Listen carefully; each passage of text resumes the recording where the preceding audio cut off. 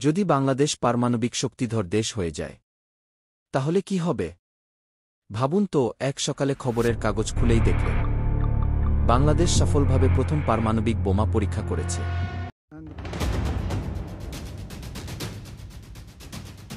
বিশ্ব হতবাক, জাতিসংঘে জরুরি বৈঠক, আর পুরো পৃথিবী তাকিয়ে আছে বাংলাদেশের দিকে। বাংলাদেশ, যে দেশ একসময় খাদ্য ঘাটতির জন্য পরিচিত ছিল, আজ সেই দেশ পারমাণবিক শক্তির তালিকায় নাম তুলেছে।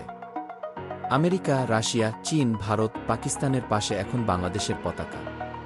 বিশ্বের বড় বড় সংবাদ মাধ্যম বলছে, এশিয়ার নতুন পাওয়ার বাংলাদেশ।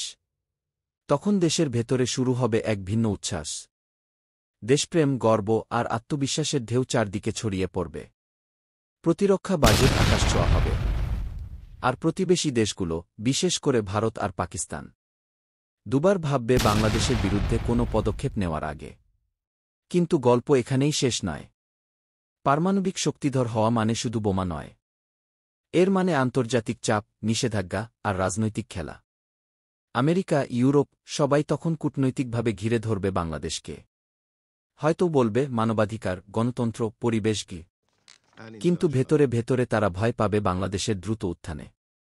অন্যদিকে চীন, রাশিয়া, তারাও হাত বাড়াবে বন্ধুত্বের নামে। কারণ যে দেশ পারমাণবিক অস্ত্র বানাতে পারে, সে দেশই ভবিষ্যতের গেম চেঞ্জার। দেশের জনগণ তখন দুভাগে বিভক্ত হবে। একদল বলবে, এই আমাদের গর্ব, কেউ আর আমাদের হুমকি দিতে পারবে না গি। আরেক দল বলবে, এই অস্ত্র একদিন আমাদেরই ধ্বংস আনবে গি। পারমাণবিক শক্তি আনবে আত্মবিশ্বাস, কিন্তু সাথে আনবে দায়িত্ব। এক ভুল সিদ্ধান্তে হারিয়ে যেতে পারে লাখো প্রাণ। বাংলাদেশ কি একদিন সত্যিই পারমাণবিক শক্তিধর হবে, নাকি এই স্বপ্ন চিরকাল রহস্যই থেকে যাবে ইতিহাসের পাতায়? একটাই কথা নিশ্চিত, যে দেশ যুদ্ধের ধ্বংস থেকে উঠে এসেছে স্বাধীনতার পতাকা হাতে, সেই দেশ যদি কখনো পারমাণবিক ক্ষমতা অর্জন করে, তাহলে পৃথিবী আর আগের মতো থাকবে না। তুমি কি মনে করো, বাংলাদেশের হাতে যদি থাকে পারমাণবিক শক্তি, তা আশীর্বাদ হবে নাকি অভিশাপ? কমেন্টে লিখে জানাও। আর লাইক দাও যদি গর্বে বুক ফুলে ওঠে।